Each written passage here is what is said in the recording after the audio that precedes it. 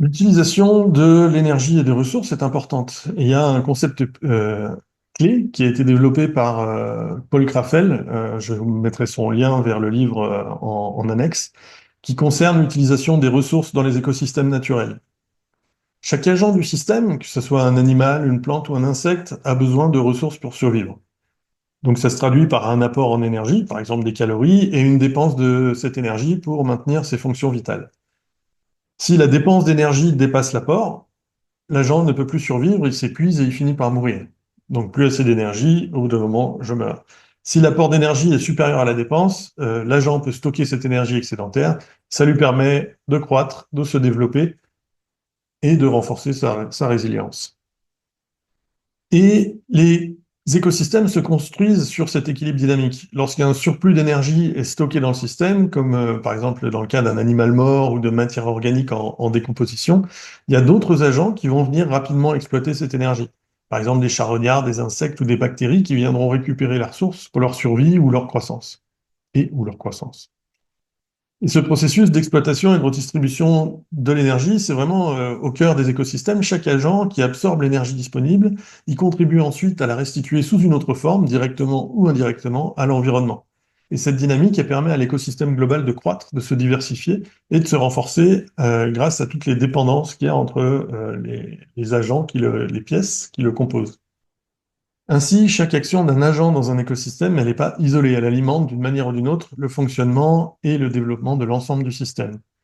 Si on prend un exemple, mettons qu'on a une parcelle de terre, voilà, une parcelle de terre nue, où il y a de l'eau de pluie qui va ruisseler.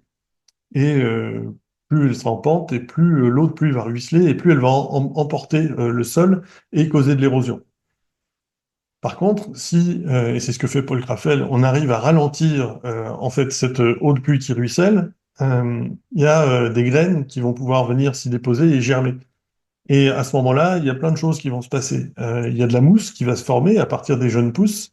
Cette mousse, elle va retenir l'eau et elle va empêcher son écoulement immédiat et créer un environnement humide qui permettra à d'autres graines de pousser. Et ces graines, qui seront maintenues en place grâce à la mousse, elles vont germer à leur tour, elles vont produire des feuilles qui vont augmenter encore la capacité de rétention d'eau du sol. L'eau, au lieu de ruisseler uniformément, elle va s'écouler le long des feuilles, se répartir sur une zone plus large et réduire l'érosion et permettre à d'autres plantes de s'installer. Les racines des plantes, elles vont s'enfoncer dans le sol, elles vont stabiliser la terre, enrichir l'écosystème et ça va permettre l'apparition d'une végétation encore plus variée. Et donc, ce qu'on peut voir à travers ça, c'est que en fait, la vie, elle s'appuie sur la vie. Chaque action d'un agent de l'écosystème, que ce soit la plante, les mousses, les graines, etc., elle ne se limite pas à sa propre survie, mais elle contribue à augmenter les possibilités pour l'ensemble du système. En absorbant et en redistribuant les ressources de manière constructive, les écosystèmes créent des conditions favorables à la diversité et à la résilience.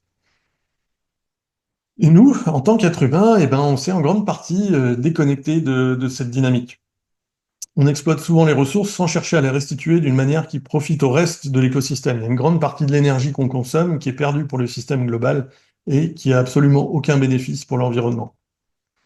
Donc la posture à interroger, c'est la suivante. Comment on peut, nous, en tant qu'agents, utiliser les ressources de manière à les restituer au système pour qu'elles enrichissent l'écosystème et qu'elles augmentent les opportunités pour tous? Et tout ça, ça implique de concevoir nos actions et nos usages, pas uniquement pour notre bénéfice immédiat, mais pour celui de l'ensemble des systèmes naturels et humains qui nous entourent.